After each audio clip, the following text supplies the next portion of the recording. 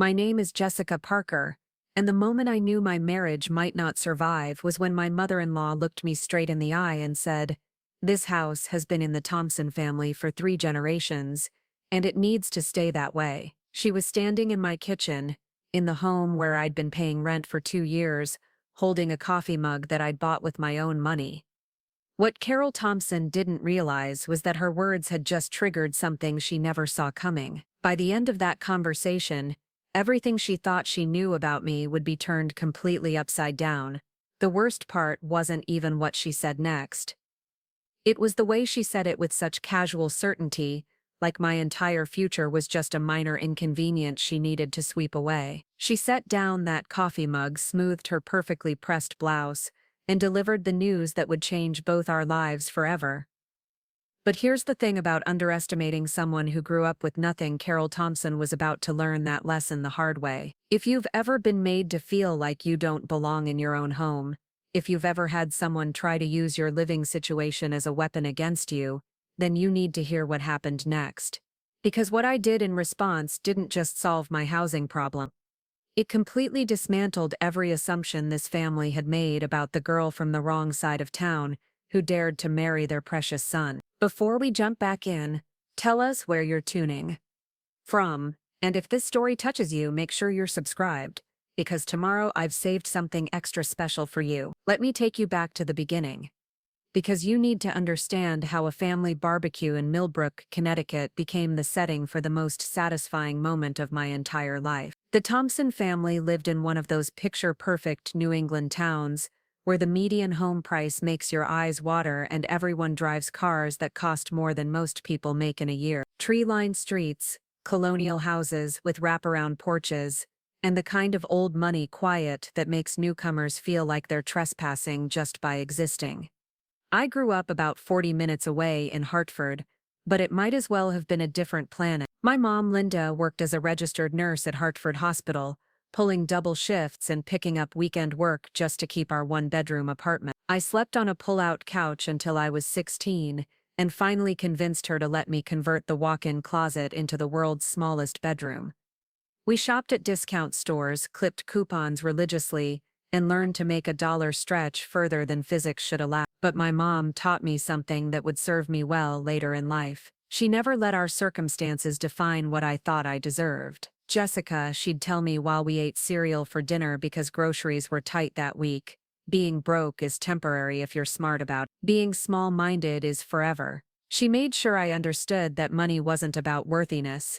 It was about opportunity and preparation meeting each other at the right moment. I was 23 when I met Mike Thompson, and looking back, I should have seen the warning signs about his family from our very first date. He picked me up in a BMW that was 2 years old, which he kept apologizing for because his parents thought he should have gotten the newest model. He took me to a restaurant where the appetizers cost more than I usually spent on groceries for a week, and when I suggested we split the check, he looked genuinely confused. "My dad would never let me hear the end of it if I let you pay," he said, and I thought it was charming. I had no idea it was actually a preview of the control his family expected to have over every aspect of his life. Mike was different from anyone I'd ever dated. He was kind, thoughtful, and had this way of listening that made you feel like you were the only person in the room. He worked as a project manager for a construction company, which his parents considered beneath his potential, but he genuinely loved building things. On our third date, he spent an hour explaining how they'd restored a historic church in downtown Hartford,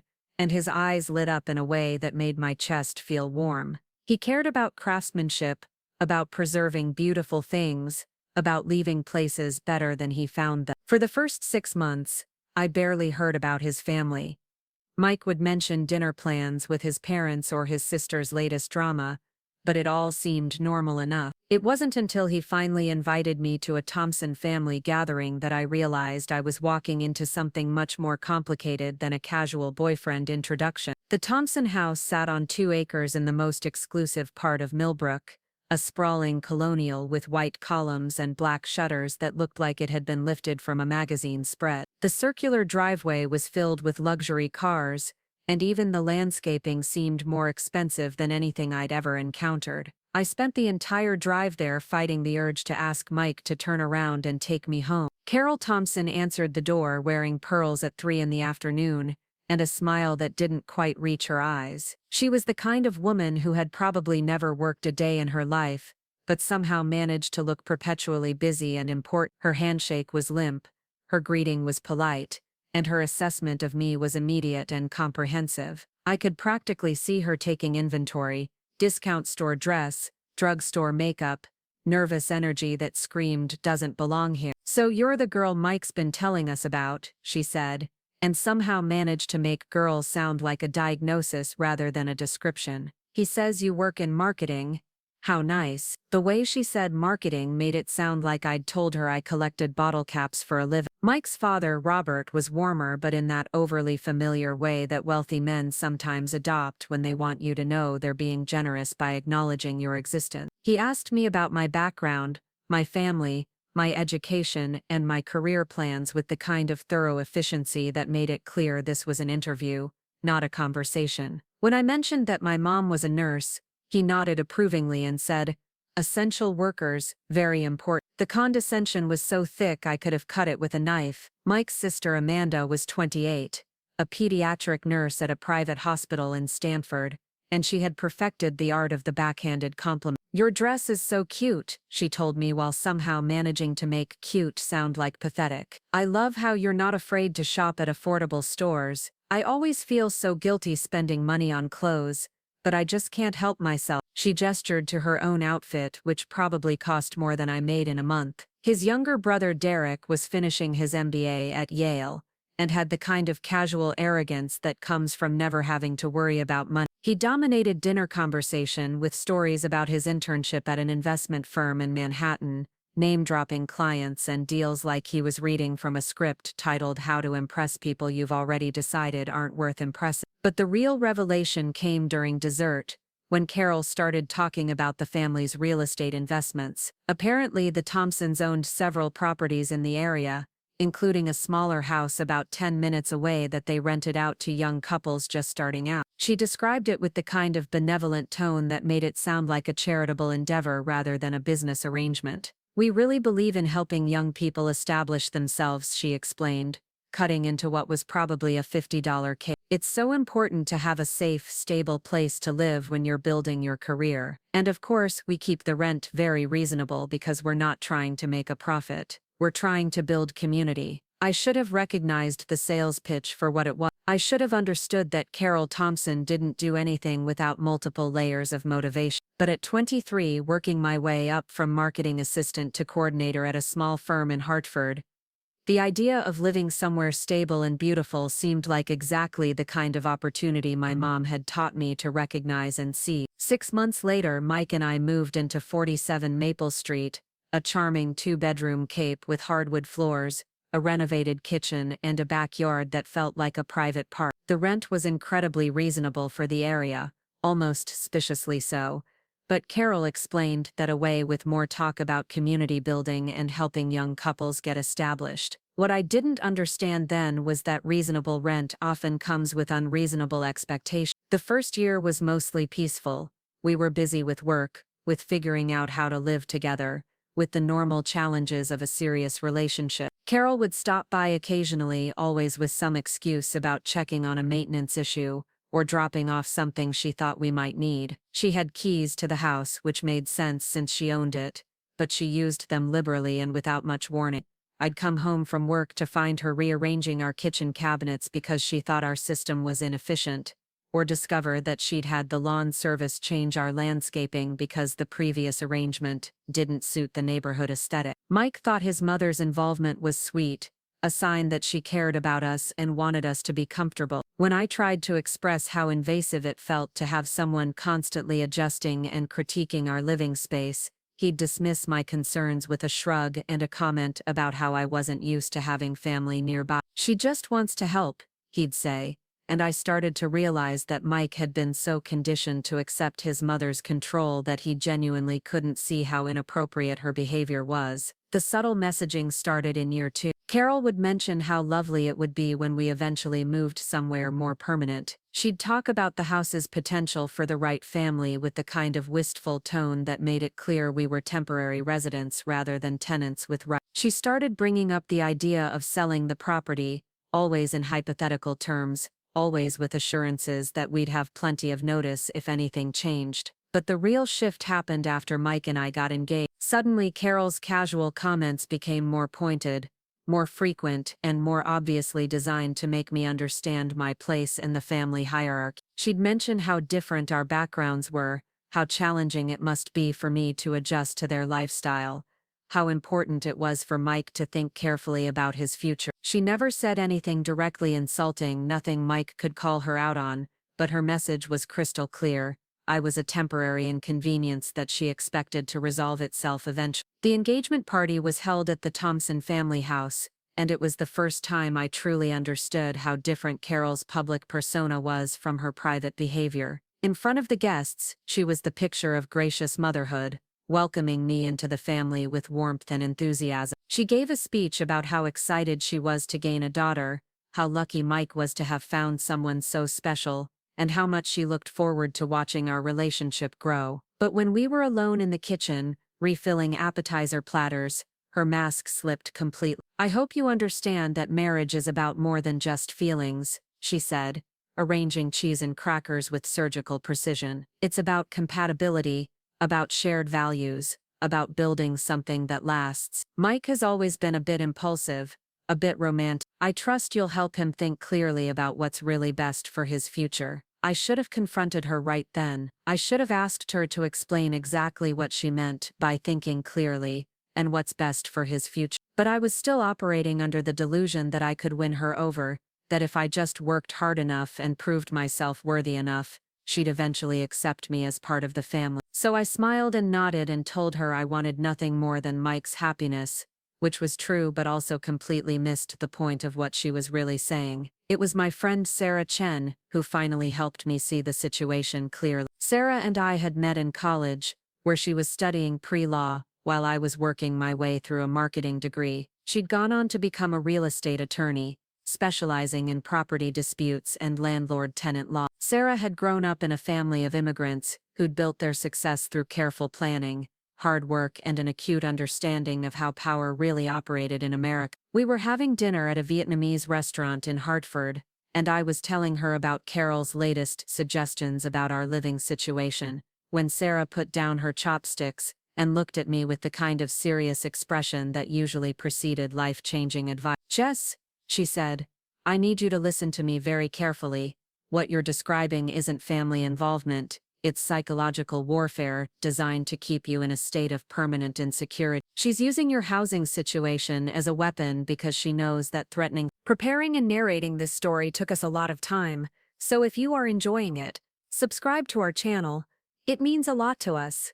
Now back to the story. Someone's home is one of the most effective ways to control their behavior. Sarah explained that landlords, especially family landlords, often used the illusion of generosity to create obligation and dependence. By offering below-market rent, Carol had positioned herself as our benefactor rather than our business partner. This dynamic gave her psychological leverage that went far beyond a normal landlord-tenant relationship. "Think about it," Sarah continued. "Every time you want to push back against her behavior, what's the first thing that crosses your mind? You worry about losing the house. You worry about being able to afford something else. You worry about starting over." She's trained you to see confronting her as a threat to your security, which means she can essentially do whatever she wants without consequences. The conversation with Sarah was a turning point, but not in the way you might expect. Instead of making me want to move out or confront Carol directly, it made me realize that I needed to understand exactly what my legal and financial position actually was. I'd been operating from a place of fear and uncertainty, making decisions based on emotions rather than fact. If I was going to navigate this situation successfully, I needed to get smart about the business side of things. I started researching property values in Millbrook, studying rental markets, and learning everything I could about tenant rights in Connecticut. What I discovered was both alarming and enlightening. The house we were renting was worth significantly more than I'd realized, and the rent we were paying was even more below market value than Carol had suggested. This wasn't generosity. This was strategy. Sarah helped me understand that below market rent often comes with strings attached, creating a dynamic where tenants feel obligated to accept behavior they wouldn't tolerate in a normal business relationship. The landlord gets psychological control and the tenant gets a financial benefit, but the power imbalance is heavily skewed toward the property owner. The question, Sarah told me, is what you want to do with this information. You can continue accepting the status quo, you can move out and eliminate the power dynamic, or you can find a way to shift the balance of power in your favor. That conversation happened on a Tuesday in March. By Friday, I had made an appointment with a mortgage broker. The mortgage broker's office smelled like coffee and ambition, two things I'd grown very familiar with over the past few years. Patricia Williams was one of those women who radiated competence from every pore, the kind of person who could make six-figure loans happen with a phone call and a handshake. Sarah had recommended her specifically because Patricia specialized in helping young professionals navigate their first major property purchases. So Jessica, Patricia said, settling behind her mahogany desk with a file folder that already had my name on it, Sarah tells me you're interested in exploring homeownership options. What's driving this decision for you right now? I'd rehearsed this conversation in my head dozens of times, but sitting there in Patricia's pristine office, surrounded by awards and testimonials from satisfied clients, I felt the weight of what I was actually considering. This wasn't just about buying a house. This was about fundamentally changing the power dynamic in my relationship with Mike's family, and I wasn't entirely sure I was ready for the consequence. I've been renting for a few years, I began carefully, and I'm starting to think about building equity instead of just paying someone else's mortgage. My career is stable, I've been saving consistently, and I think it might be time to make that investment. Patricia nodded approvingly. She pulled out a legal pad and started taking notes, asking detailed questions about my income, my savings, my debt-to-income ratio, and my long-term financial goals. What surprised me was how solid my financial position actually was. I'd been so focused on the emotional aspects of my situation with the Thompson family that I hadn't fully appreciated how much my disciplined saving and careful spending had actually accomplished. Based on what you're telling me, Patricia said after about 30 minutes of financial excavation, you're in excellent shape for a first-time homebuyer. Your credit score is outstanding, your savings are substantial, and your income trajectory suggests you can comfortably handle a significant mortgage payment. The question is what kind of property you're interested in and what price range we should be exploring. That's when I took a deep breath and said the words that would change everything. I'm particularly interested in properties in the Millbrook area, established neighborhoods, good bones, houses with history. I'd like to understand what's available in that market and what kind of competition I might be facing. Patricia's eyebrows raised slightly. Millbrook wasn't exactly a first-time buyer's market, and she probably wondered how someone my age could afford to shop in that area. But she was professional enough to take my request seriously, pulling up listings on her computer and walking me through recent sales data that made my eyes water. The Millbrook market is quite competitive, she explained, scrolling through property listings that started in the high six figures and climbed from there. Most buyers in this area are either established families trading up or investors looking for rental property. The good news is that there are occasionally opportunities for motivated buyers who can move quickly and aren't afraid to take on properties that need some work. We spent another hour going through pre-qualification paperwork, discussing mortgage options, and establishing a timeline for my house hunt. Patricia was thorough, professional, and optimistic about my prospects, but she also made sure I understood exactly what I was getting into. Buying a house in Millbrook would stretch my budget, require careful financial planning, and demand that I be prepared to compete against buyers with significantly more resources. One more thing, Patricia said as I was gathering my paperwork to leave. You mentioned you're currently renting in the area. If you don't mind me asking, have you given your current landlord notice about your intention to move? Sometimes rental situations can get complicated when tenants start house hunting, especially in small communities where word travels fast. The question hit me like a cold splash of water. I hadn't even considered how Carol might react if she discovered I was looking at houses. The Thompson family treated their rental property like an extension of their own home, and Carol's possessiveness about her house extended to strong opinions about what Mike and I should and shouldn't be doing with our lives. The idea of her finding out about my house hunting before I was ready to make an announcement felt dangerous in a way I couldn't quite articulate. Actually, I said, choosing my words carefully, I'd prefer to keep this process confidential until I'm ready to make an offer on something. The timing is a bit sensitive. Patricia nodded knowingly. She'd probably dealt with similar situations before, tenants who needed to navigate delicate relationships with landlords who had boundary issues. Absolutely. We'll keep everything discreet. When you're ready to start looking at properties, just let me know and we'll schedule private showings. Driving home from Patricia's office, I felt a mixture of excitement and terror that reminded me of the first time I'd driven on the highway by myself. The conversation had made homeownership feel real, achievable, and immediate in a way that was both thrilling and overwhelming. For the first time in my adult life, I was seriously considering making a major financial decision without asking anyone's permission or approval. But the real revelation came that evening, when I started researching property records online. Connecticut maintains public databases of real estate transactions, property assessments, and ownership histories, and Sarah had taught me how to navigate these systems during one of our conversations about landlord-tenant law. What I discovered about the Thompson family's financial situation was far more complicated than their carefully maintained appearance of wealth and stability. The house Mike and I were renting had been purchased by Robert and Carol Thompson over the years. They'd refinanced multiple times, pulling equity out for various investments and expenses. The most recent refinancing had occurred just 18 months earlier, and the current mortgage balance was significantly higher than I'd expected for a property they'd owned for over 30 years. More interesting was the discovery that the Thompson family's real estate portfolio wasn't as extensive as Carol had implied. The rental property we lived in was one of only 2 investment properties they owned, and both had substantial mortgages against them. The public records suggested that the Thompson family's wealth was more leveraged than liquid, more about maintaining appearances than actual financial security. Armed with this information, I started calculating what it would actually cost to purchase our rental house if it ever came on the market. The property assessment valued it at $485,000. But recent sales of comparable homes in the neighborhood suggested it could sell for significantly more in the current market. Even if the Thompsons were willing to sell at assessment value,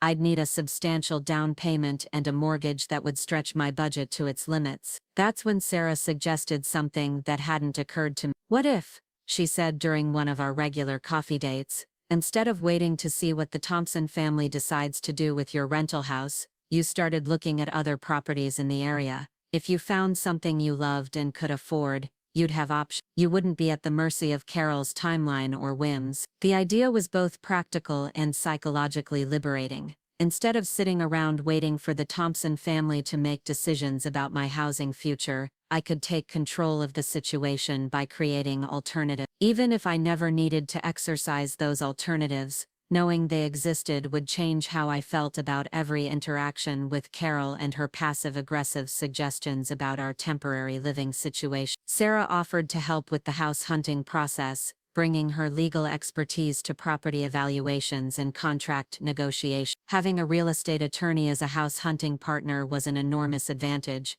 especially in a competitive market where buyers needed to move quickly and avoid potential legal complications. Our first house hunting expedition was both educational and discouraging. Patricia had arranged for us to view 3 properties in Millbrook, ranging from a modest colonial that needed significant updating to a contemporary house that was absolutely stunning and completely out of my price range. What became clear immediately was that buying in Millbrook would require either significant compromises on condition and size, or a budget that exceeded what I could comfortably afford. The modest colonial was charming in theory but overwhelming in practice. Built in 1952, it had good bones but needed new electrical, updated plumbing, a completely renovated kitchen, and cosmetic work throughout. The asking price was $405,000, which seemed reasonable until Sarah started estimating renovation costs that could easily add another $75,000 to the total investment. "The question," Sarah said as we walked through the house's cramped bedrooms and outdated bathrooms, "is whether you want to buy a house or take on a major renovation project. Both are valid choices, but they require very different kinds of commitment and resource. The contemporary house was everything I'd dreamed of owning someday: an open floor plan filled with natural light, a gourmet kitchen with granite countertops and stainless steel appliances, a master suite that felt like a luxury hotel, and a backyard that had been professionally landscaped. The asking price was $75,000, which would require a monthly mortgage payment that consumed nearly 40% of my gross income. Theoretically, you could qualify for this mortgage, Patricia explained as we toured the property, but it would be what we call house poor. You'd be able to afford the payment, but you wouldn't have much left over for other expenses, savings, or unexpected costs. It's a beautiful house, but it might not be a wise financial decision. The third property was more promising, a 1960s ranch house that had been partially updated by the previous owners. It needed work, but nothing structural or urgent. The kitchen was functional if not stunning, the bathrooms were clean and modern, and the bedrooms were a decent size. The asking price was $465,000, which would stretch my budget but remain within reasonable financial boundaries. This one has potential, Sarah said, walking through the living room and noting the hardwood floors that were hidden under outdated carpeting. You could live in it comfortably while making improvements over time. It's not your dream house, but it could become your dream house with some patience and investment. Standing in that ranch house, imagining how I might arrange my furniture and personalize the space, I felt something I hadn't expected, a deep sense of peace. This could be mine, not rented from Mike's family, not subject to Carol's approval or interference, not dependent on anyone else's goodwill or long-term plans. Mine. But as we were leaving the property, I noticed something that stopped me in my tracks. 2 houses down from the ranch house,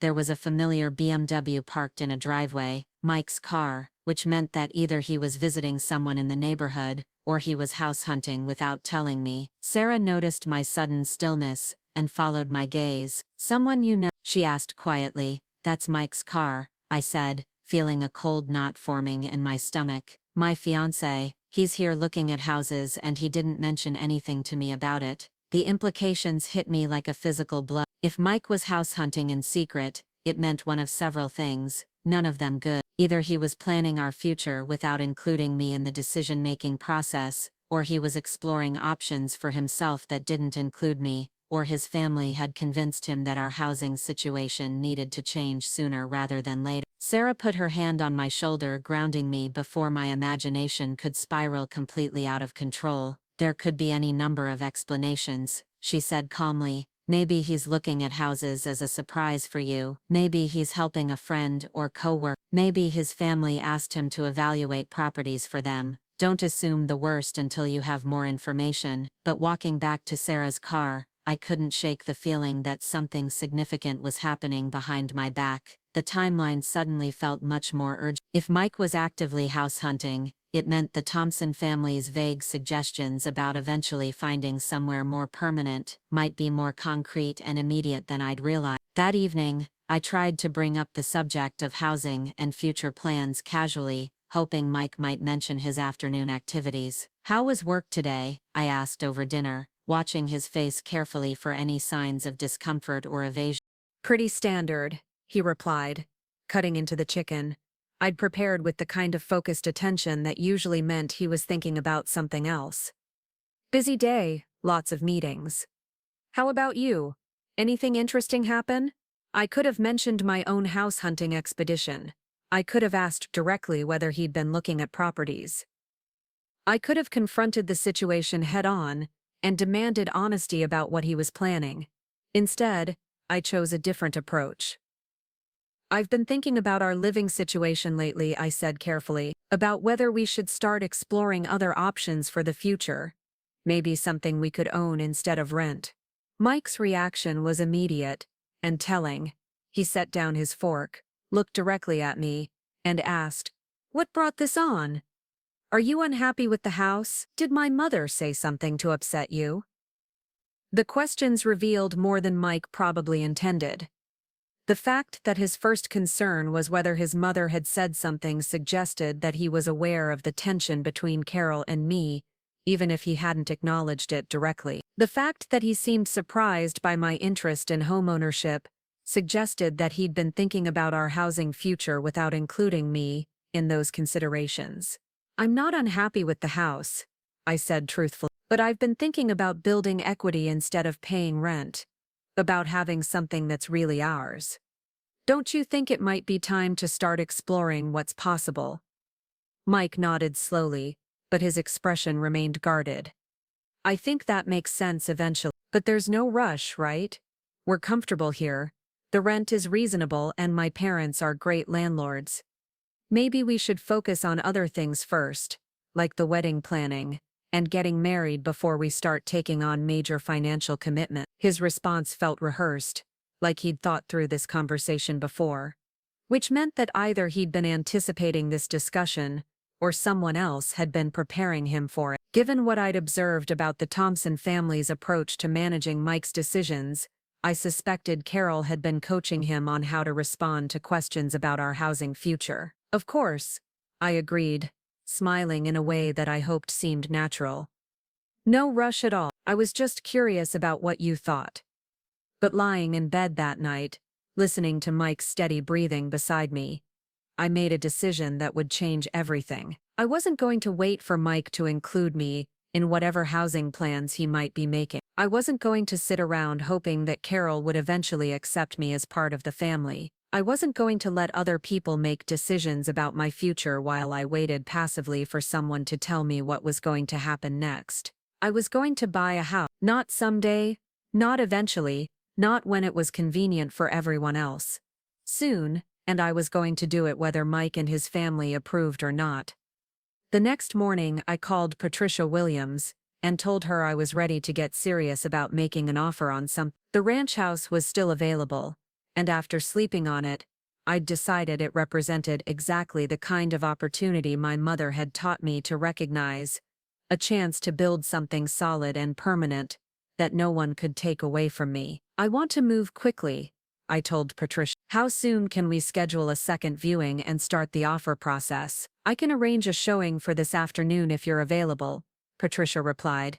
And if you decide to move forward, we can have an offer submitted by tomorrow morning. In this market, speed matters, so if you're serious about this property, we shouldn't wait. Sarah cleared her schedule to accompany me to the second viewing, bringing a contractor friend who could give us a more detailed assessment of the property's condition and potential renovation costs. By the end of the afternoon, I had a comprehensive understanding of exactly what I'd be taking on and what it would cost both immediately and over time. The contractor's report was encouraging. The house needed cosmetic updates and some minor repairs, but nothing major or urgent. The electrical and plumbing were in good condition. The roof was relatively new, and the foundation was solid. With some paint, new flooring and updated fixtures, it could be transformed into something truly special. This is a good house, the contractor told me as we finished our walkthrough. It's been well maintained, and the previous owners made smart choices about the important systems. You could move in tomorrow and be perfectly comfortable, then make improvements as your budget allows. That evening, Sarah and I sat at my kitchen table with a calculator, a legal pad, and a bottle of wine, working through the financial implications of homeownership. The numbers were tight, but manageable. With 20% down, my monthly mortgage payment would be about 40% higher than my current rent, but still within reasonable boundaries for my income. The question, Sarah said, refilling our wine glasses, is whether you're ready to make this commitment without discussing it with Mike first. Once you submit an offer and it's accepted, there's no going back. You'll be homeowners, whether he's on board with the decision or not. It was a fair question, and one I'd been avoiding thinking about directly. In a healthy relationship, major financial decisions should be made jointly, with full communication and mutual agreement. But Mike's secretive house hunting expedition and his family's obvious intention to control our living situation had created a dynamic where waiting for consensus felt like surrendering my autonomy. I think, I said slowly, working through my thoughts out loud, that I've been waiting for permission that's never going to come. Mike's family doesn't want me to have security or independence because it threatens their control over his life, and Mike has been so conditioned to defer to their judgment that he can't see how their behavior affects me. Sarah nodded thoughtfully. And if you buy this house without discussing it with him first, then I'll have options, I said, with growing certainty. If Mike is happy about it and wants to build a life there with me, that's wonderful. If he's angry about it and feels like I made a unilateral decision, then we'll have to work through that. But either way, I won't be dependent on his family's goodwill for my housing security. The wine and the late hour were making me philosophical, but the decision felt right in a way that I hadn't experienced in months. For too long, I'd been reactive, responding to Carol's passive-aggressive suggestions and Mike's family's subtle manipulation. It was time to be proactive, to make choices based on what I wanted rather than what other people expected from me. All right, Sarah said, raising her glass in a mock toast.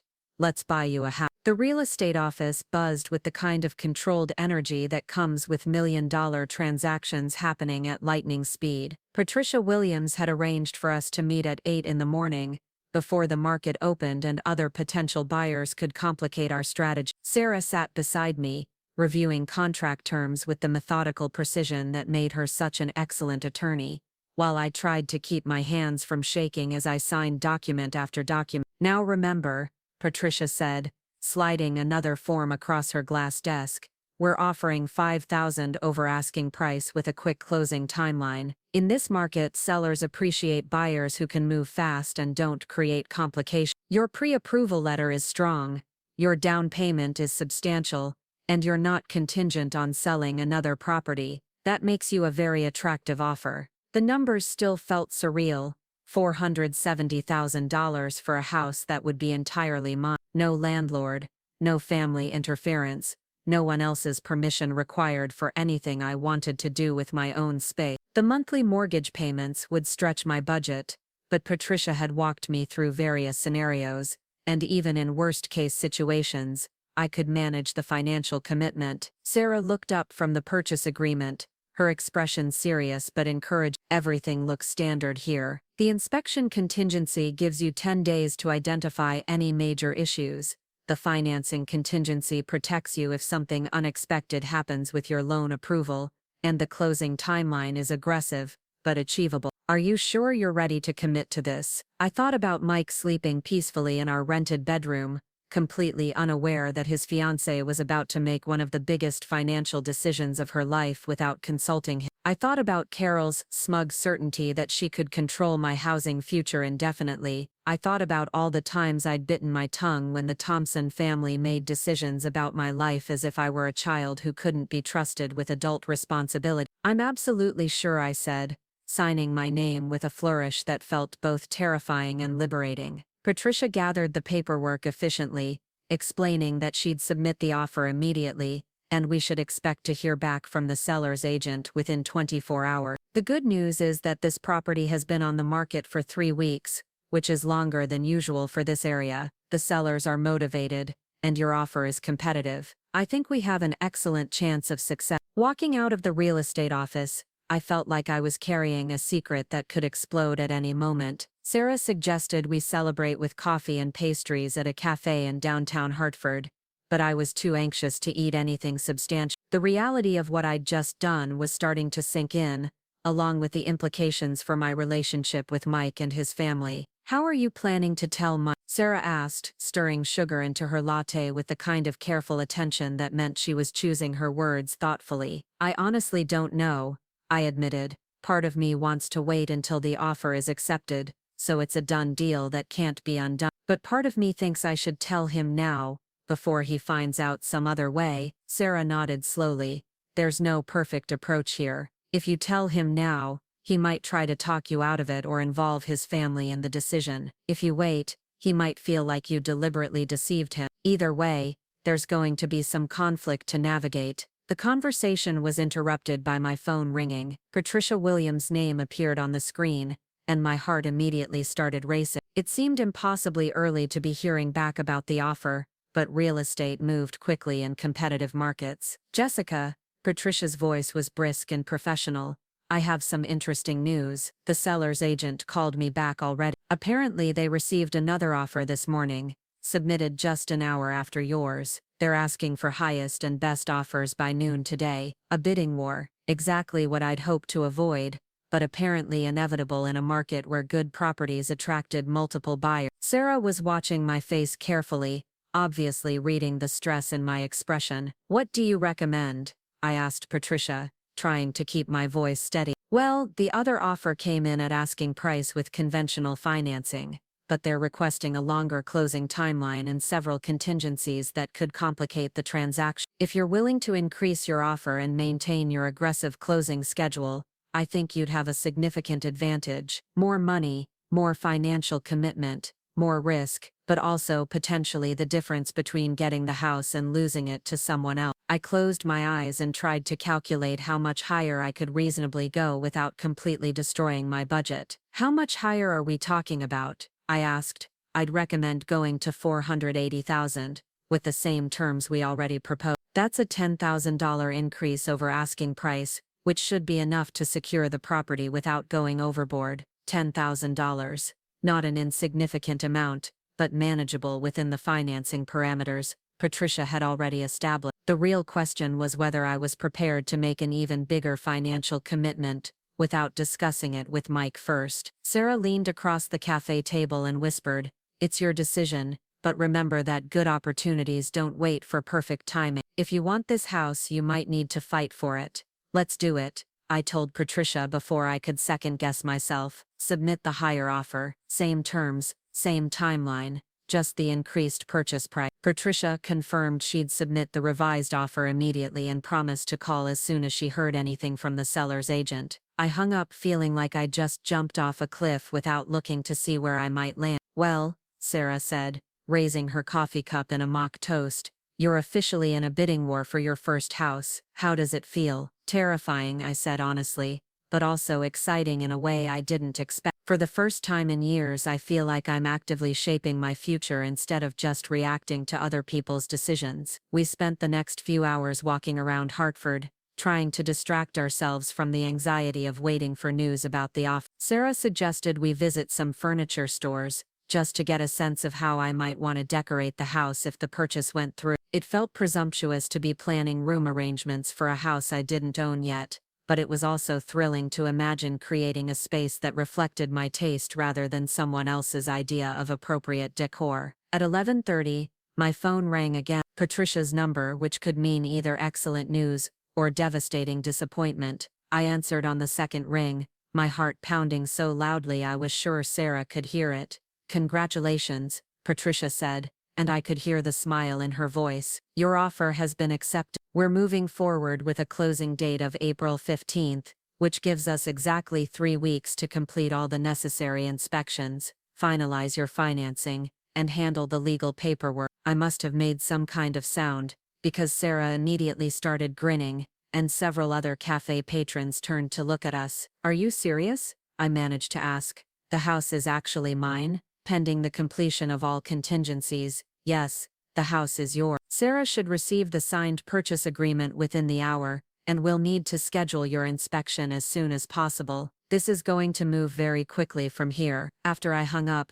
Sarah and I sat in stunned silence for several minutes. I owned a house. Well, I would own a house in 3 weeks, assuming nothing went catastrophically wrong with the inspection or financing. It was the biggest purchase I'd ever made, the most adult decision I'd ever executed independently, and quite possibly the most impulsive thing I'd done in my entire life. "So," Sarah said eventually, "now you definitely have to tell Mike." The drive back to Millbrook felt different somehow, like I was seeing the familiar roads and neighborhoods through new eyes. In 3 weeks, I'd be living here as a homeowner, rather than a tenant, with all the rights and responsibilities that came with actually owning property. No more unexpected visits from Carol, no more passive-aggressive suggestions about my temporary status, no more anxiety about whether my housing situation could be used as leverage against me. Mike's car was in the driveway when I arrived home, which meant he'd taken a half-day from work. This was either perfect timing for the conversation I needed to have,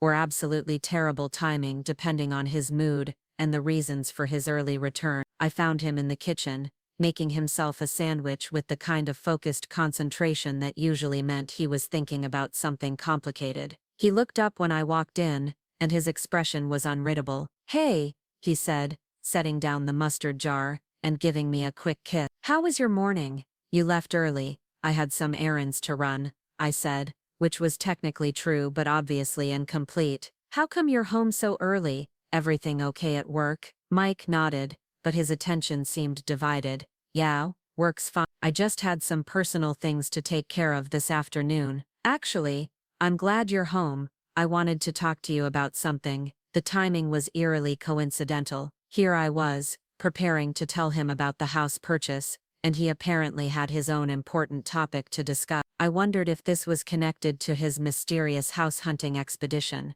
or if the Thompson family had decided to accelerate their timeline for whatever changes they were planning to our living situation. "What's on your mind?" I asked, settling onto one of the bar stools we'd bought for the kitchen island. Mike finished making his sandwich but didn't take a bite, instead leaning against the counter with the kind of serious expression that usually preceded difficult conversation. "It's about the house," he said, confirming my suspicions, "about our future here, and what my parents are thinking about doing with the property." My pulse quickened, but I tried to keep my expression neutral. "Okay, what are they thinking?" "Well, they've been talking about the possibility of selling this place, not immediately, but sometime in the next year or so. They think the market is really strong right now, and they're considering cashing out while property values are high." So there it was. Carol's hints about the temporary nature of our living situation weren't just psychological warfare, they were preparing me for an actual eviction, just wrapped in the language of market timing and investment strategy. "I see," I said carefully. "And what does that mean for us?" Mike ran his hand through his hair, a gesture I recognized as his way of processing stress. "That's what I wanted to talk to you about. My parents have an idea that might work well for everyone involved. They're thinking about selling us the house directly, without putting it on the market. We'd get a fair price, they'd avoid realtor commissions, and the hassle of showing the property, and we'd be able to stay here permanently." The offer was so unexpected that I actually laughed out loud, which clearly wasn't the reaction Mike had been anticipating. "They want to sell us the house," I repeated, trying to process the implications. "How exactly would that work financially?" "Well, my parents understand that we're young and probably don't have a huge down payment saved up. But my dad knows people in the banking industry, and he thinks he could help us get a really favorable mortgage. Plus, they'd be willing to carry part of the financing themselves, which would reduce our monthly payments significantly." Translation: the Thompson family wanted to maintain control over our housing situation by becoming our mortgage holders as well as our former landlord. Instead of paying rent to Carol, I'd be paying a mortgage to Carol, with all the additional legal complications and family dynamics that arrangement would entail. "That's very generous of them," I said, choosing my words carefully. "What kind of price are they thinking about?" Mike's answer confirmed my suspicions about the family's motivations. "They're thinking about $550,000, which is probably below market value. Dad says it's worth it to keep the property in the family and help us get established." $550,000, $70,000 more than I'd just agreed to pay for the ranch house, for a property that Carol had been using as a weapon against me for 2 years. The generous below-market price was actually above current market value, and the favorable financing would come with strings attached that could last for decades. "Wow," I said, stalling for time while I figured out how to respond. "That's a lot to think about. Have you told them anything about what we might be interested in?" "I told them we'd definitely consider it, but that I needed to discuss it with you first. They're hoping for an answer sometime in the next few weeks, so they can plan their next steps accordingly." The timeline was obviously designed to pressure us into a quick decision, probably before we had time to research comparable properties or explore other financing options. It was a classic high-pressure sales tactic, wrapped in the language of family generosity. This was the moment I could tell Mike about the house I'd just purchased,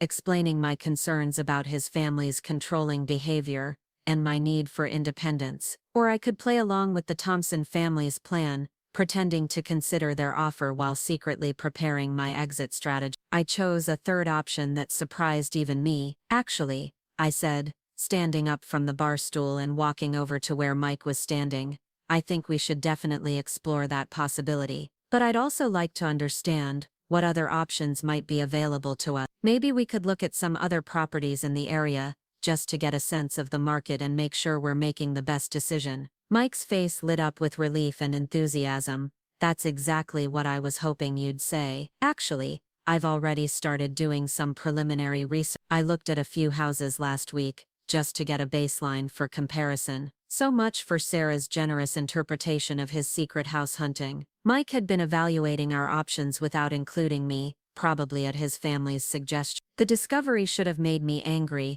but instead it confirmed that I'd made the right decision about buying my own place. That's great, I said, smiling in a way that I hoped seemed genuine. Maybe we could look at some places together this week. I'd love to see what's available and get a better sense of what we could afford. Mike nodded enthusiastically, obviously pleased that his family's plan was being received positively. I'll call the realtor I've been working with and set up some showings. This is going to be great, Jeff. My parents are really excited about keeping the property in the family. Of course they were.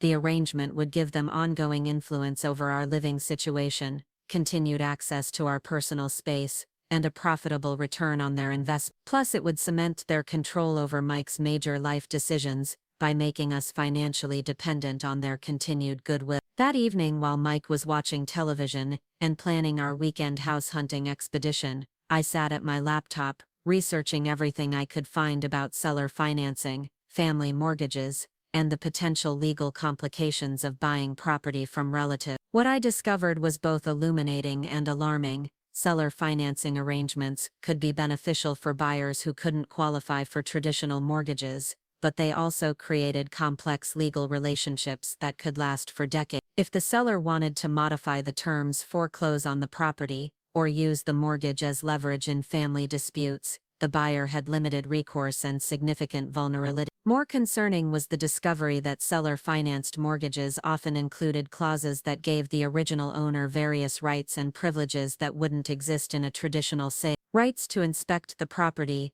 approve major renovations, or even reclaim the house under certain circumstances. I also found several horror stories about family real estate transactions that had gone wrong, destroying relationships, and creating legal nightmares that lasted for years. The common thread in most of these situations was that family members had entered into complex financial arrangements without sufficient legal protection, assuming that blood relationships would prevent serious conflict. Armed with this information, I started drafting an email to Sarah, asking her to research the specific legal implications of the Thompson family's proposal. If Mike and I were going to seriously consider buying our rental house, I wanted to understand exactly what we'd be agreeing to and what alternatives might be available. But as I was typing, I realized something that stopped me cold. I didn't actually want to buy the house from the Thompson family. The property itself was fine, even lovely in many ways, but it would forever be associated with Carol's manipulation and control. Even if we owned it outright, I'd never be able to walk through those rooms without remembering the years of passive-aggressive comments and subtle undermining. The ranch house I'd purchased represented something entirely different. It was mine, chosen independently, bought with my own money and decisions. No family history to navigate, no complicated relationships to manage, no strings attached to people who'd spent years making me feel unwelcome. I deleted the email to Sarah and closed my laptop.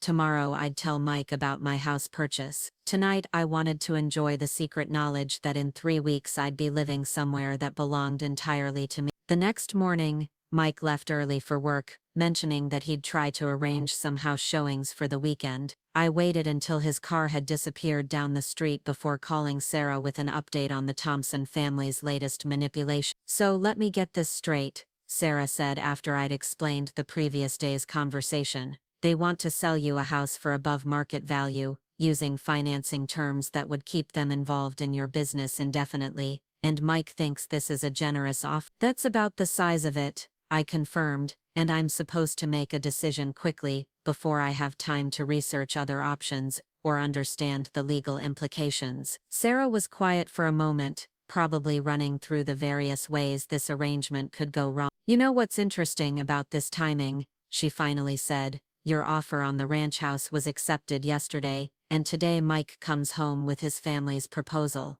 That seems like an awfully convenient coincidence. The observation sent a chill down my spine. Could the Thompson family somehow know about my house purchase? The real estate market in Millbrook was small enough that news traveled quickly, and Carol had connections throughout the community. If someone had mentioned seeing me at property showings, or heard about my mortgage application, the family might have decided to accelerate their own timeline. Do you think they know? I asked Sarah. I think it's possible, and if they do know, this offer might be less about generosity, and more about preventing you from having independent options. Think about it from their perspective. If you buy your own house, they lose all leverage over your living situation. But if they can convince you to buy their house with their financing, they maintain control while making it look like they're doing you a favor. The analysis made perfect sense, and it confirmed my instinct that the Thompson family's proposal was more trap than opportunity. The timing was too convenient, the terms were too controlling, and the pressure for a quick decision was too intense. I think,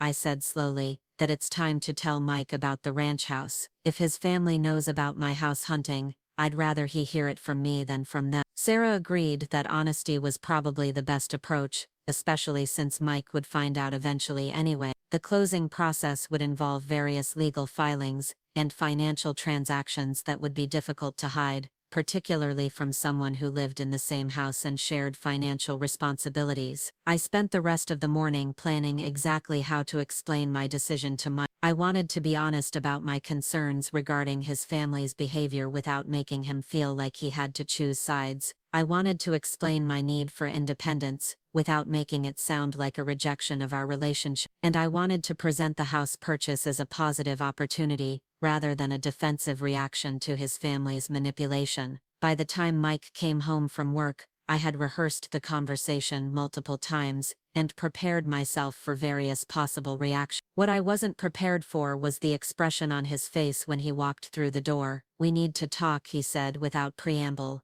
setting down his briefcase with the kind of careful control that meant he was angry about something. My heart started racing. This wasn't the conversation I'd planned to have, but apparently it was the conversation we were going to have. "Okay," I said, trying to keep my voice steady. "What's going on?" Mike sat down on the couch and looked at me with an expression I'd never seen before: hurt, confused, and angry all at the same time. "My mother called me at work today," he said quietly. "She said someone told her they saw you looking at houses in the area, with a real estate agent, without me." There it was. Carol's intelligence network had functioned exactly as efficiently as I'd feared, and now I was going to have to explain my decision under the worst possible circumstances. The silence stretched between us like a chasm neither of us knew how to cross. Mike's question hung in the air, demanding an explanation I wasn't sure how to give without making everything worse. His face showed a mixture of hurt and confusion that made my chest tighten with guilt, but underneath that, I could see something else, a flicker of understanding, as if part of him already knew why I might have been looking at houses without telling him. "Yes?" I said finally, deciding that honesty was the only way forward, even if it was going to be painful. "I have been looking at houses, and before you ask, yes, I should have told you about it. But Mike, I need you to understand why I didn't." His expression shifted from hurt to something more guarded. "I'm listening." I sat down across from him, choosing my words carefully. This conversation would either strengthen our relationship or damage it irreparably, and everything depended on whether Mike could hear what I was really saying underneath the facts about real estate and mortgage application. "For 2 years, your family has made it clear that my presence in this house is temporary. Your mother drops hints about how the property should stay in the family. Your sister makes comments about my background not being quite right for your future. Your brother acts like I'm some kind of charity case you're helping out of kindness. I've been living in a state of constant uncertainty about whether I'll have a home next month, next year, or whenever your family decides they're done tolerating me." Mike started to interrupt, but I held up my hand. "Let me finish, please. Yesterday, you came home and told me your parents want to sell us this house for $70,000 above market value, with financing terms that would keep them involved in our business for the next 30 years. You presented this as generous, but Mike, it's not generous. It's control wrapped in the language of family assistance. That's not fair, Mike said, his voice rising slightly. My parents are trying to help us. They could sell this house to anyone for full market value, but they're offering it to us below market because they care about our future. $550,000 is not below market value, I said quietly. I've done the research. Comparable properties in this neighborhood are selling for $450,000 to $480,000. Your parents are asking for more than market value, while making it seem like they're doing us a favor. Mike's face went through several expressions as he processed this information: surprise, doubt, and then a flicker of anger that wasn't directed at me. How do you know what comparable properties are selling for? Because I've been working with a real estate agent and a mortgage broker for the past month. Because I've looked at property records and recent sales data. Because I've toured houses and learned about market conditions. Because I refused to let other people make decisions about my housing future without understanding what my options actually were. The admission landed between us with the force of a physical blow. Mike stared at me for several long seconds, and I could see him trying to reconcile the person he thought he knew with the woman who had been secretly researching real estate markets and touring property. You've been doing all of this behind my back, he said, and his voice was quiet in a way that was somehow more devastating than shouting would have been. I've been doing this because every time I try to talk to you about our future, you defer to your family's timeline and your family's preference. When I mentioned wanting to explore homeownership, you immediately started talking about how comfortable we are here and how great your parents are as landlords. You couldn't hear what I was actually saying because you're so accustomed to letting them make decisions for both of us. Mike was quiet for a long moment, staring at his hands. When he looked up again, his expression was different. Less defensive, more thoughtful. Tell me about the houses you've been looking at, he said. The question surprised me. I'd expected anger, accusations, maybe demands that I cancel whatever plans I'd made. Instead, Mike was asking for information, which suggested he might actually be willing to listen to my perspective. I looked at 3 properties in Millbrook, I said carefully. 2 were outside our budget, but there was a ranch house on Cedar Lane that seemed like a good opportunity. It needs some cosmetic work, but it's structurally sound, and the price was reasonable for the market. Was reasonable? I took a deep breath. I made an offer yesterday morning. It was accepted yesterday afternoon. The closing is scheduled for April 15th. The words came out in a rush, and Mike's face went completely blank. For a moment, I thought he might get up and walk out of the room. Instead, he leaned back against the couch cushions and closed his eyes. You bought a house, he said. It wasn't a question. I bought a house, I confirmed, without discussing it with me. Without discussing it with you. Mike opened his eyes and looked at me with an expression I couldn't read. Why? It was such a simple question, but it contained everything that was wrong with our relationship and everything that needed to change if we were going to have a future together. Why had I felt the need to make such a major decision independently? Why couldn't I trust him to support my need for security? Why did I feel like asking for his input would result in his family's preferences taking precedence over my own needs? Because I was tired of being afraid, I said finally. I was tired of walking on eggshells around your family. Tired of pretending their passive-aggressive comments didn't hurt. Tired of living in a house where I never felt truly welcome. I was tired of waiting for permission that was never going to come. Mike was quiet for several minutes, processing what I'd said. When he finally spoke, his voice was barely above a whisper. I didn't know you felt that way. I tried to tell you, maybe not directly enough. But every time your mother made a comment about temporary living situations or family property, I'd bring it up with you. You'd dismiss my concerns or explain them away, or ask me to be more understanding of her perspective. After a while, I stopped trying to make you see what was happening, because it was clear you either couldn't or wouldn't. So you decided to solve the problem yourself. I decided to create options for myself. Mike, I love you. but I can't live my life waiting for your family to decide whether I'm acceptable enough to include in their long-term plans. I can't build a future on a foundation of other people's conditional approval. Mike stood up and walked to the window, looking out at the backyard we'd spent 2 years treating as our own. What happens now? He asked without turning around. That depends on you, I said honestly. The house is mine, bought with my money and my credit. You can choose to see this as a betrayal of our relationship, or you can choose to see it as me taking responsibility for my own security, so that our relationship doesn't have to carry the weight of my housing anxiety. And if I choose to see it as a betrayal, the question hurt, but it was fair. Then we'll probably need to have some difficult conversations about whether we want the same kind of future. Because Mike, I'm not going to spend my life apologizing for making decisions that prioritize my well-being when the people around me won't. Mike turned back to face me, and I could see that he was struggling with emotions I couldn't entirely identify. Can I see the house? The request surprised me again. You want to see the house I bought? I want to understand what you were thinking. I want to see what felt like a better option than building a life here with me. There was hurt in his voice, but also genuine curiosity. For the first time in our conversation, I felt a flicker of hope that maybe this crisis could become an opportunity for us to actually communicate about what we both wanted. Of course you can see it.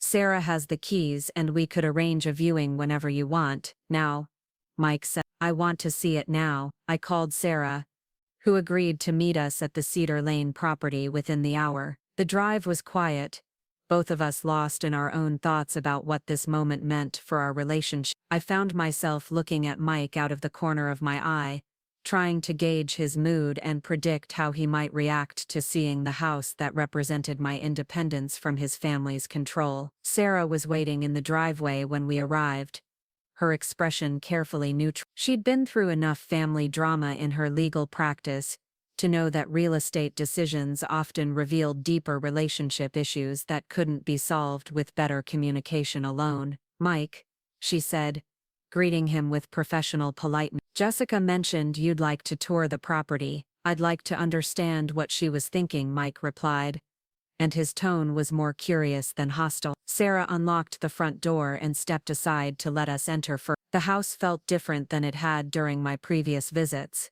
probably because Mike's presence changed the context entirely. Instead of imagining how I might arrange my furniture in these rooms, I was watching his face for signs of approval or disappointment. The ranch house was exactly what it had been during my earlier tours. A solid, well-maintained property with good bones and modest cosmetic needs. The living room was spacious without being overwhelming.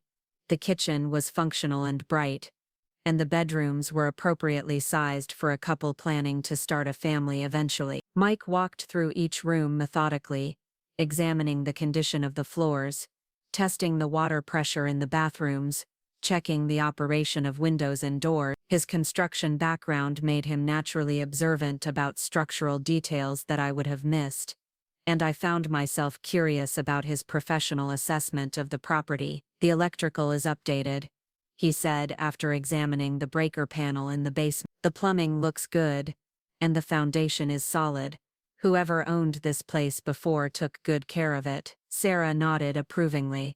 Jessica's contractor friend had the same assessment. It's a house you could live in comfortably while making improvements over time. How much? Mike asked, and I wasn't sure if he was asking about the purchase price or the estimated cost of renovations. $470,000, I said. 20% down. Conventional financing. Closing in 2 weeks. Mike did some quick calculations in his head, probably comparing my mortgage payment to what we'd been paying in rent to his parents. That's going to stretch your budget pretty significantly. It's manageable, I said. Tight, but manageable, and it's mine. The emphasis on ownership wasn't lost on Mike. He understood that this wasn't just about having a place to live. It was about having control over my living situation.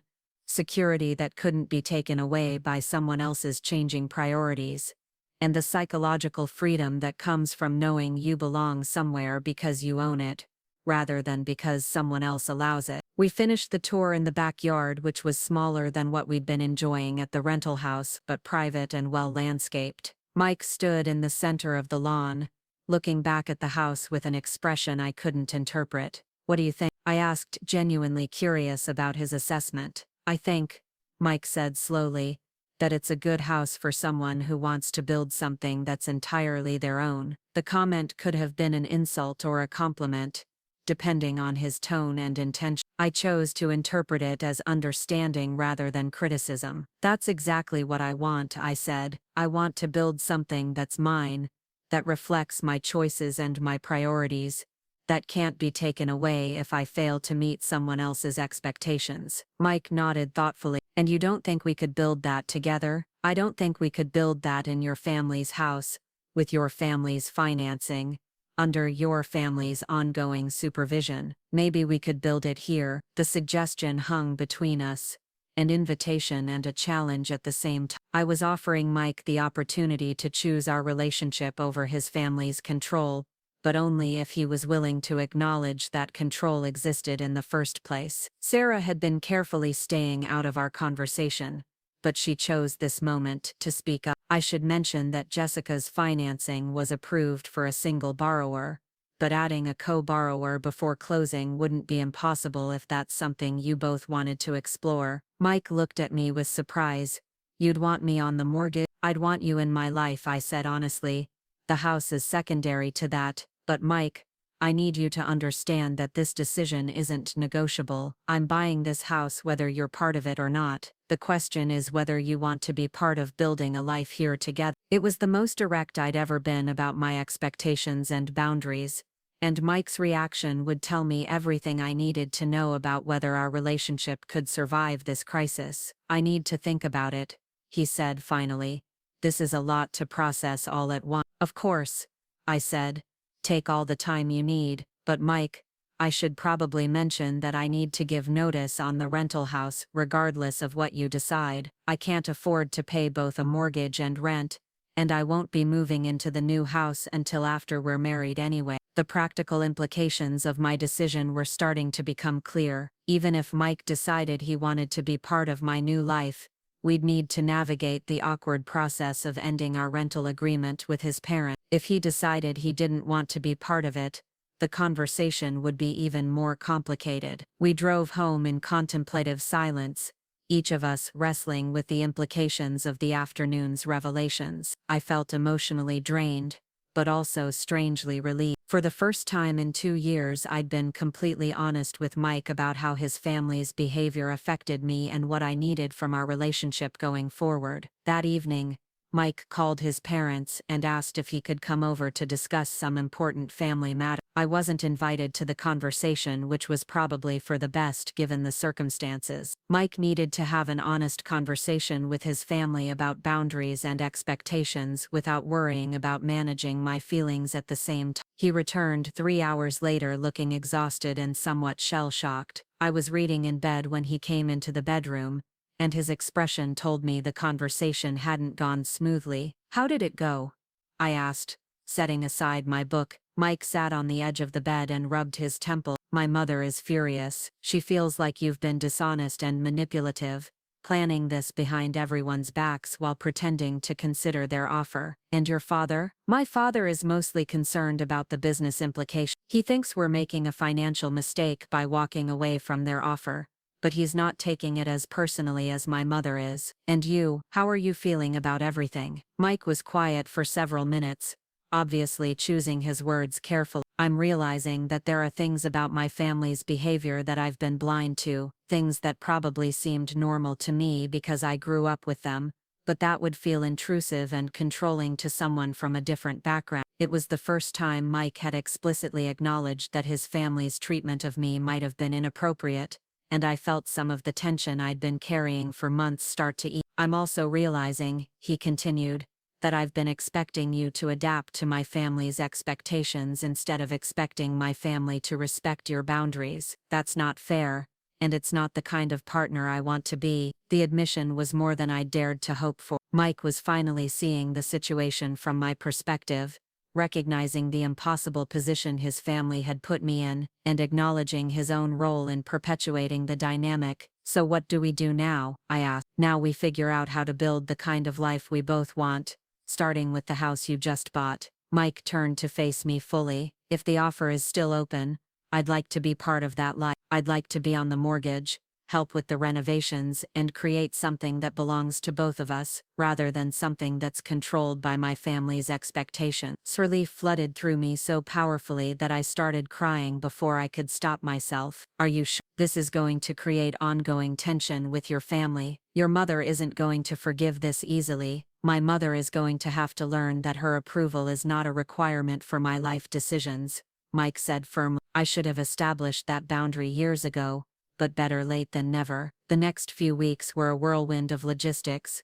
legal paperwork, and difficult family conversations. Sarah helped us navigate the process of adding Mike to the mortgage, which required additional documentation but was ultimately straightforward. The home inspection revealed only minor issues that were easily addressed, and our financing was approved without complication. The conversation with Carol and Robert Thompson about our decision to end our rental agreement was every bit as uncomfortable as I'd anticipated. Carol oscillated between hurt disappointment and barely controlled anger, while Robert focused on the practical aspects of finding new tenants and managing the transition. "I just don't understand why you felt the need to be so secretive about this," Carol said during what was supposed to be a brief conversation about moving timelines. "We thought we were offering you a wonderful opportunity to stay in the family." "The opportunity came with conditions that didn't work for us," Mike replied before I could respond. "We appreciate everything you've done, but we need to make our own choices about our future." It was the first time I'd heard Mike speak to his mother with clear,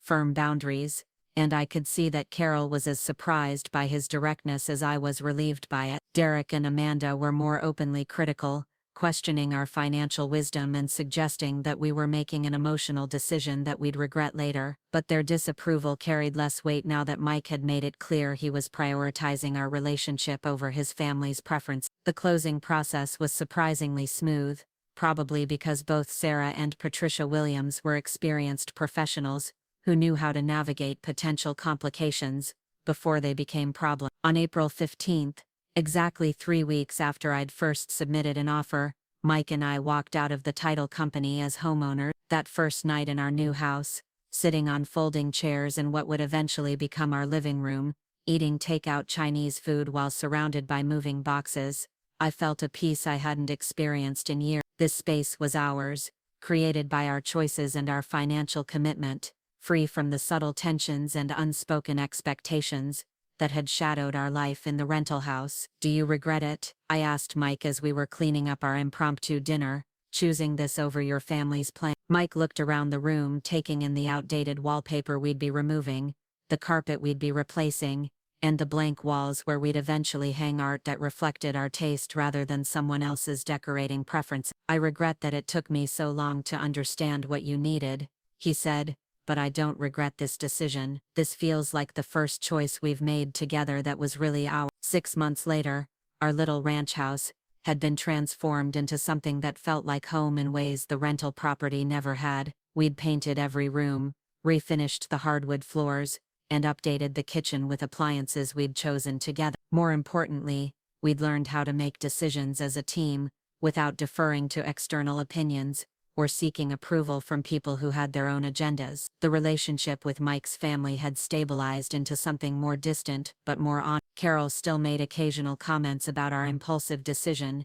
and our stubborn independence, but her criticism carried less weight now that Mike consistently defended our choice. Derek and Amanda remained politely skeptical about our financial wisdom, but they'd stopped offering unsolicited advice about our living situation. The real transformation was in Mike's confidence about setting boundaries with his family. The process of buying our house had forced him to choose between their expectations and our relationship, and having made that choice successfully, he was more willing to prioritize our partnership in other areas of conflict. "You know what's funny?" Mike said one evening as we were working in our garden, planting vegetables that we'd chosen based on what we actually wanted to eat, rather than what looked appropriate for the neighborhood. "What's fun?" My mother called this afternoon to ask if we'd be interested in selling the house back to her. Apparently, the tenants they found for the rental property aren't working out, and she thought we might want to reconsider their original offer. I stopped weeding and looked at him in amaze. She wants to buy our house. She wants to buy our house and rent us the old place again. She seems to think this whole homeownership experiment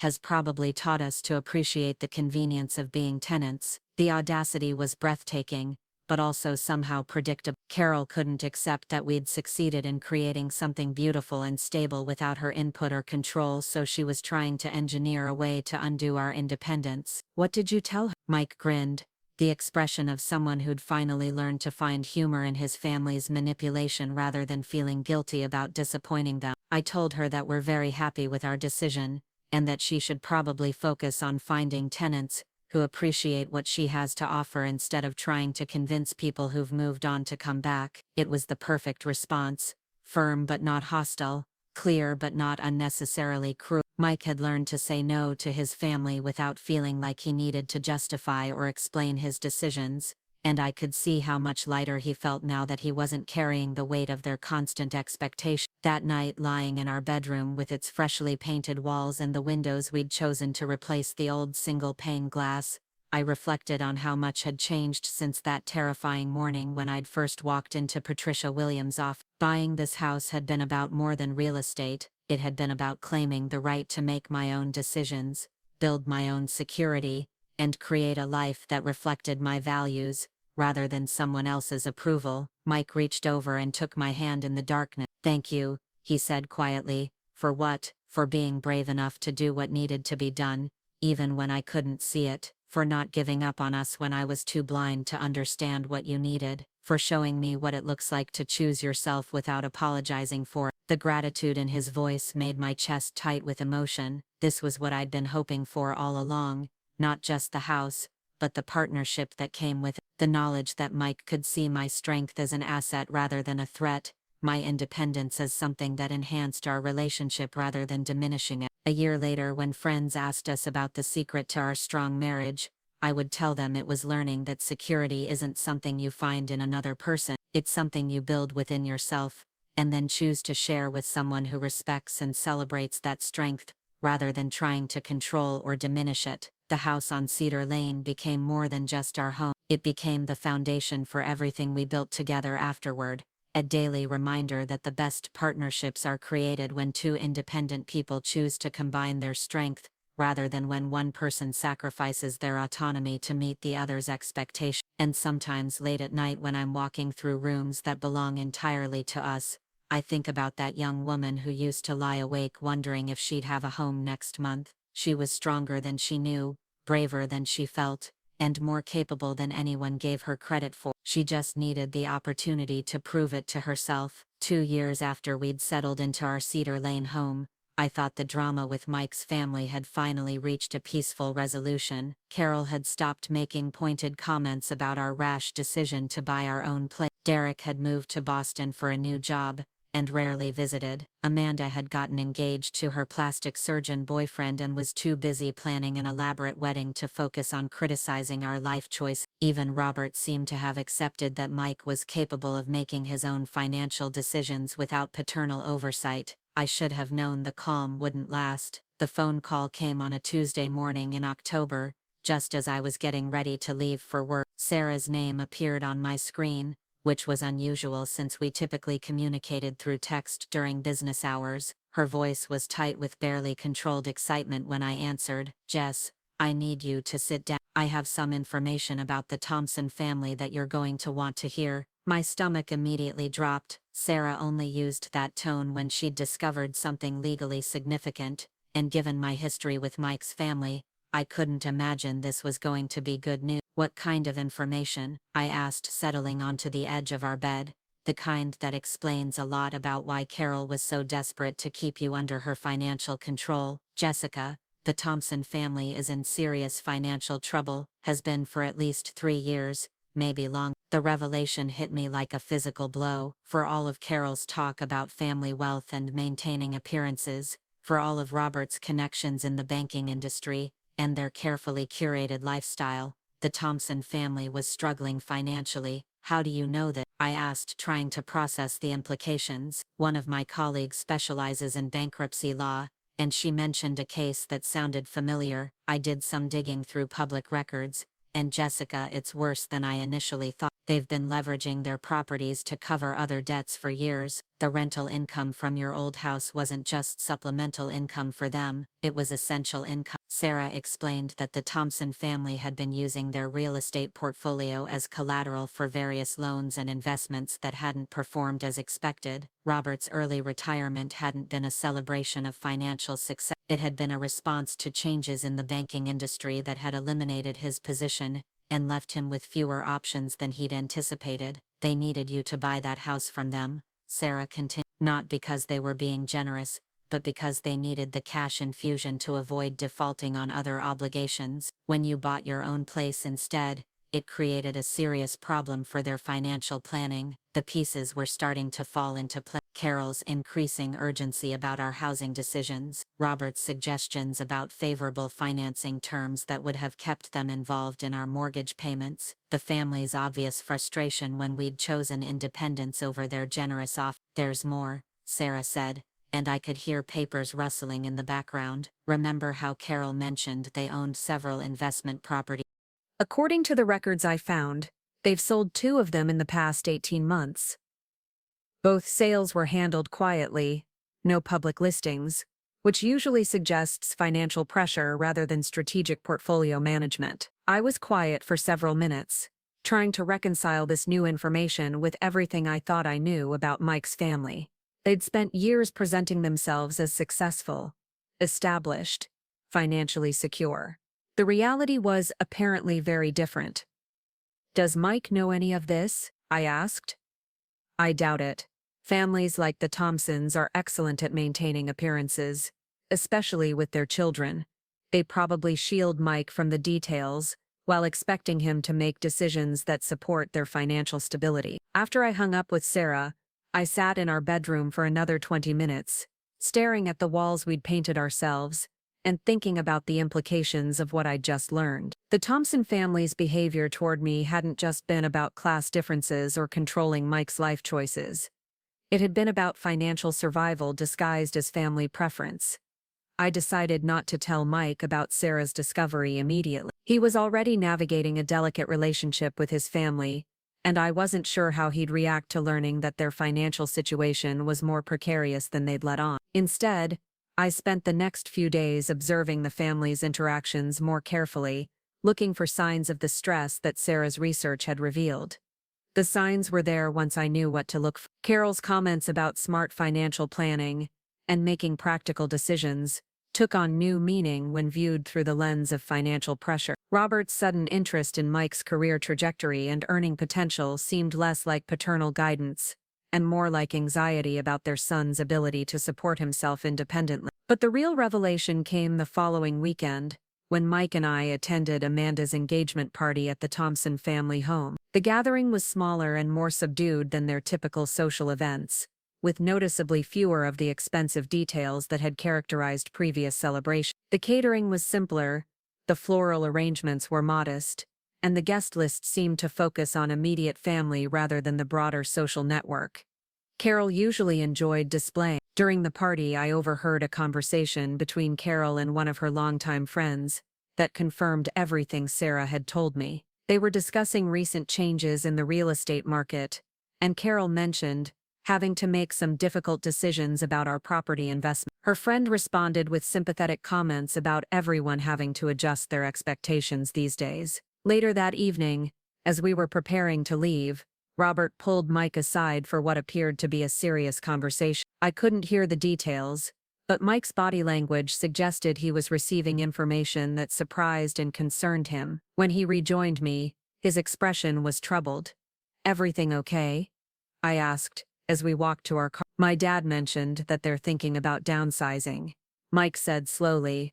"Apparently, maintaining the house is becoming more expensive than they anticipated, and they're considering something smaller and more manageable." It was the first time Mike had mentioned any financial concerns within his family, and I could see that the conversation had shaken his assumptions about their stability. For someone who'd grown up assuming his parents' wealth was permanent and unshakable, the idea of them needing to downsize was obviously difficult to process. "How do you feel about that?" I asked carefully. Mike was quiet for several minutes as we drove through the familiar neighborhoods of his childhood. "I guess I always assumed they'd live in that house forever. It's weird to think about them having to make practical decisions about money like everyone else." The comment revealed how thoroughly the Thompson family had shielded Mike from financial realities.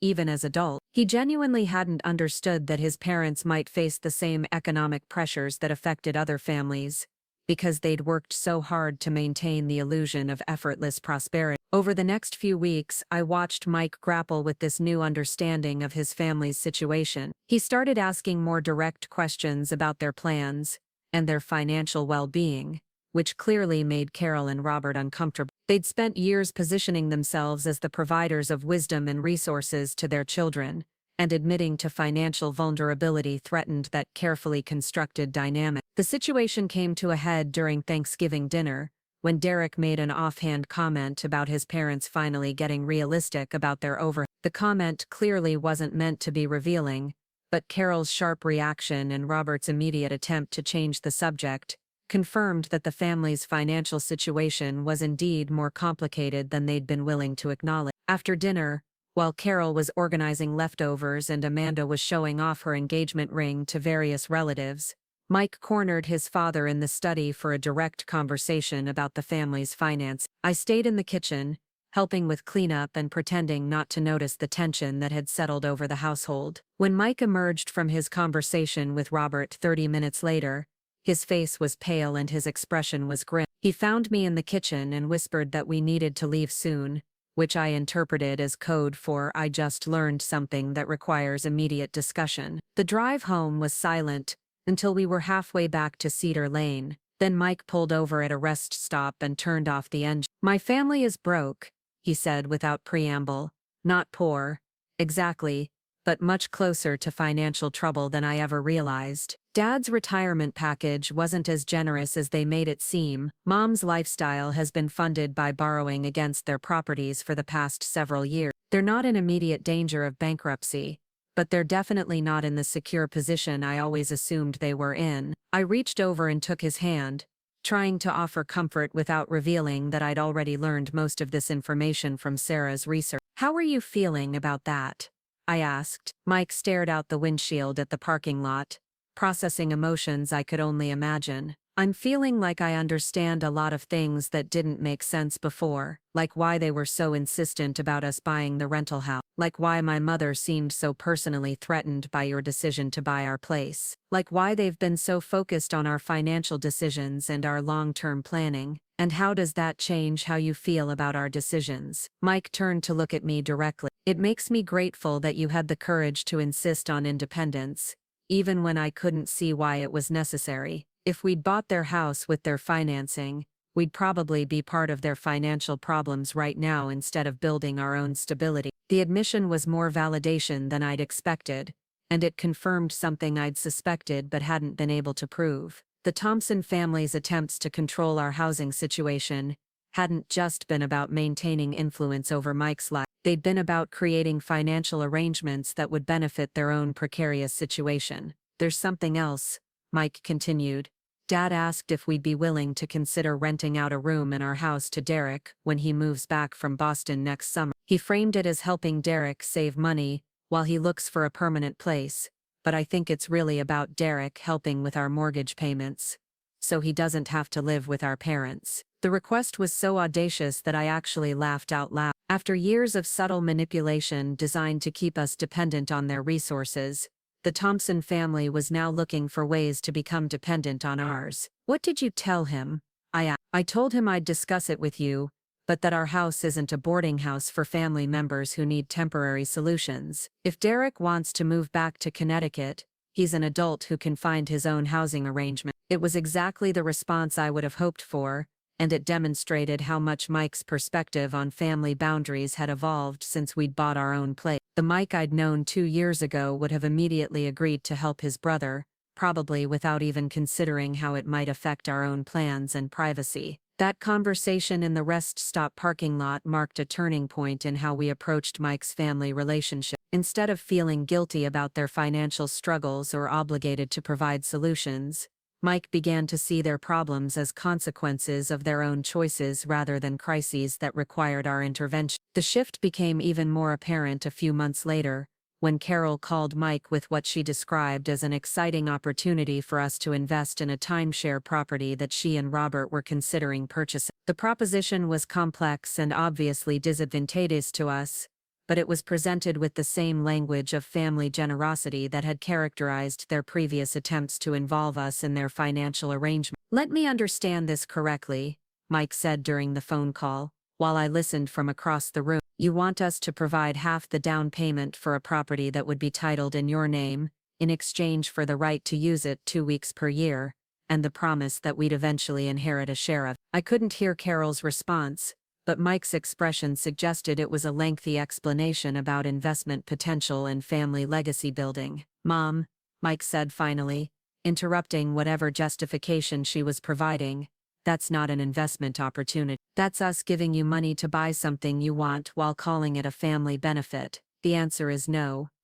The directness of his refusal was remarkable, especially since it came without extensive explanation or apology. Mike had learned to say no to his family's financial schemes, without feeling obligated to soften the rejection with elaborate reasoning. Carol's reaction to Mike's refusal was swift and predictable. Within a week, I started receiving text messages from Amanda questioning our commitment to family relationships and suggesting that Mike and I had become selfish since buying our house. Derek called to express his disappointment that we weren't willing to help our parents during a challenging time, but instead of the guilt and anxiety that such criticism would have caused me in the past, I felt mostly relief that Mike was finally seeing his family's behavior clearly. Their response to his reasonable boundary setting revealed the manipulative dynamics that I'd been navigating for years. "Do you see what's happening here?" I asked Mike after he'd received a particularly guilt-laden voicemail from his mother about family loyalty and mutual support. "I see that they're trying to make me feel bad for not solving their financial problems,"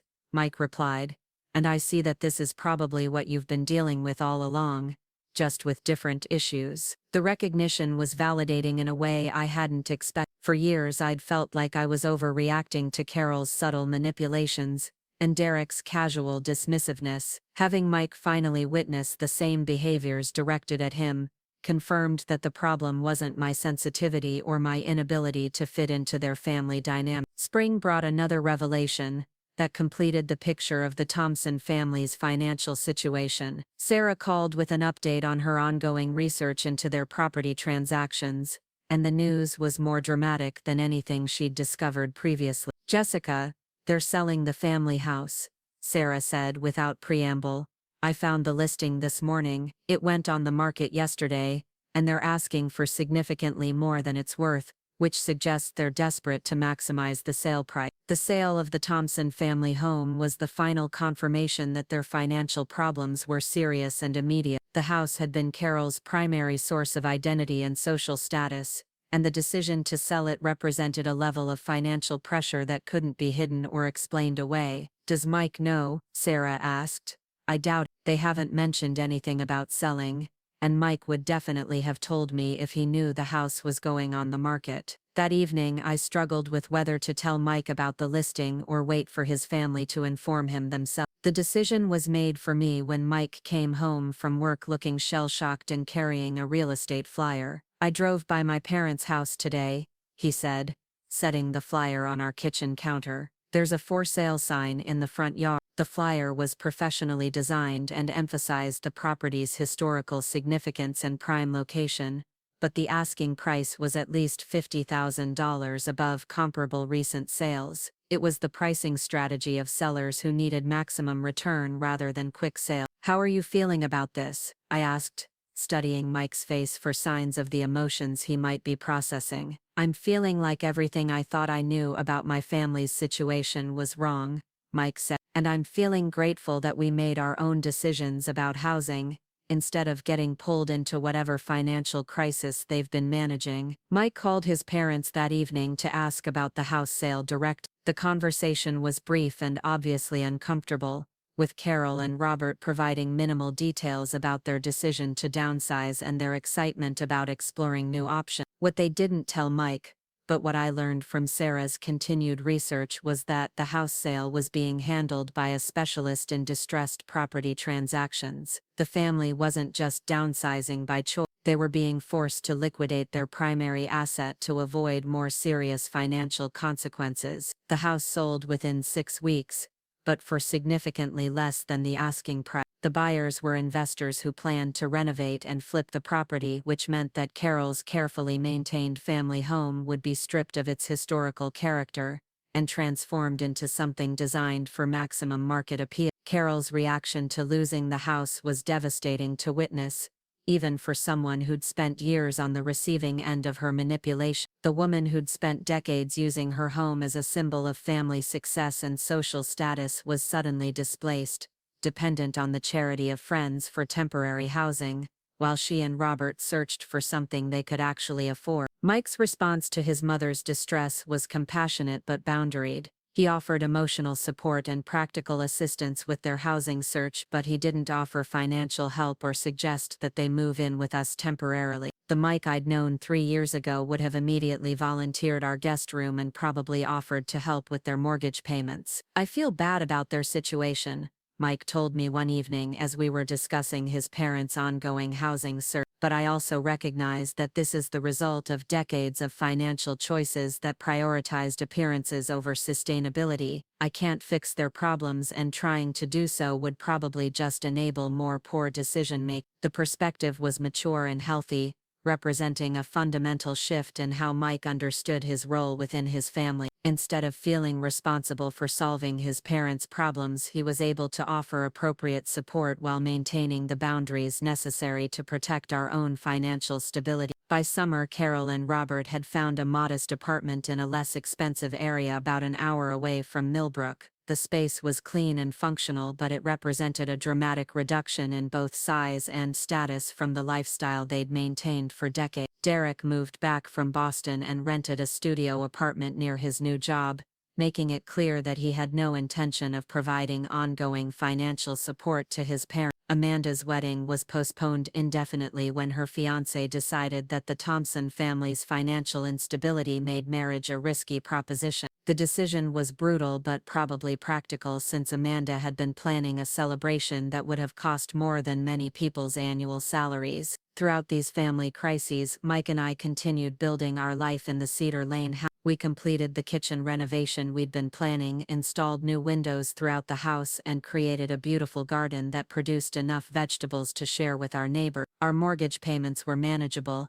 our property was increasing in value, and our relationship had strengthened through the process of making decisions together rather than deferring to external authorities. The contrast between our stability and his family's chaos wasn't lost on Mike. "Do you ever think about what our life would look like if we'd made different choices?" he asked one evening as we were watering our tomato plants. "You mean if we'd bought your parents' house with their finances, or if we'd gotten more involved in trying to help them with their financial problems, if we'd made decisions based on what they needed rather than what we wanted?" I considered the question seriously. "I think we'd probably be stressed about money all the time, arguing about family obligations versus our own goals, and feeling resentful about sacrificing our future for other people's past mistakes." Mike nodded thoughtfully.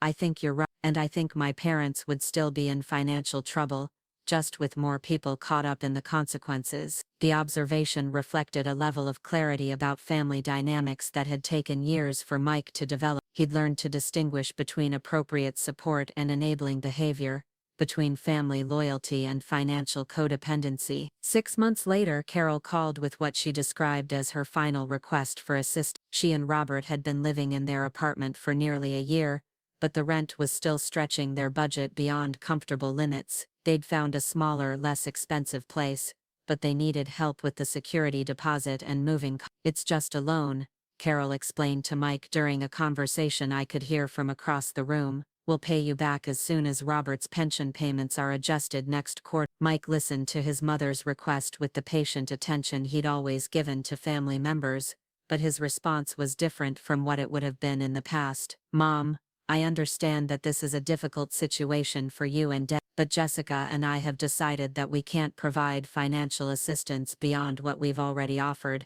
We're happy to help you research housing options or connect you with resources that might be available, but we can't take on financial responsibility for your moving expenses." The refusal was gentle but absolute, and Carol's reaction confirmed that she'd been counting on Mike's historical inability to say no to family requests. "I don't understand how you can be so cold about this," Carol said, and her voice was loud enough that I could hear every word. "After everything your father and I have done for you, you're not willing to help us when we really need it." "I'm not being cold," Mike replied calmly. "I'm being realistic about what kind of help is actually helpful, versus what kind of help creates ongoing problems for everyone involved." It was the perfect response, acknowledging Carol's distress without accepting responsibility for solving problems that weren't his to solve. The conversation ended with Carol hanging up in frustration, but Mike seemed more relieved than upset about the outcome. "How do you feel about that?" I asked after Mike had set down his phone. "I feel like I finally understand the difference between helping someone and enabling them," Mike said. "My parents need to figure out how to live within their means, and giving them money doesn't teach them how to do that. It just postpones the learning process while creating financial strain for us." The insight represented the culmination of years of growth and boundary setting that had begun with our decision to buy our own house. Mike had learned to prioritize our relationship and our financial stability over his family's expectations and demands, and the result was a stronger marriage and a more authentic relationship with his parents. Looking back on everything that had happened since that terrifying morning when I'd first walked into Patricia Williams' mortgage office, I could see how each decision had built on the previous one. Buying our house had given us financial independence, which had allowed us to set appropriate boundaries with Mike's family, which had protected us from the consequences of their financial problems, which had strengthened our relationship and our confidence in our own judgment. The woman who'd once been afraid to contradict Carol Thompson's passive-aggressive suggestions now owned a beautiful home, had a thriving career, and was married to a man who'd learned to value her strength rather than feeling threatened by it. The transformation hadn't been easy or quick, but it had been worth every moment of discomfort and uncertainty. And sometimes, when I'm working in our garden or cooking dinner in our renovated kitchen, I think about that young woman who used to lie awake worrying about whether she'd have a home next month. She was braver than she knew, stronger than anyone gave her credit for, and more capable than she believed. She just needed the opportunity to prove it to herself and the courage to act on what she discovered. Up next, you've got 2 more standout stories right on your screen. If this one hit the mark, you won't want to pass these up. Just click and check them out.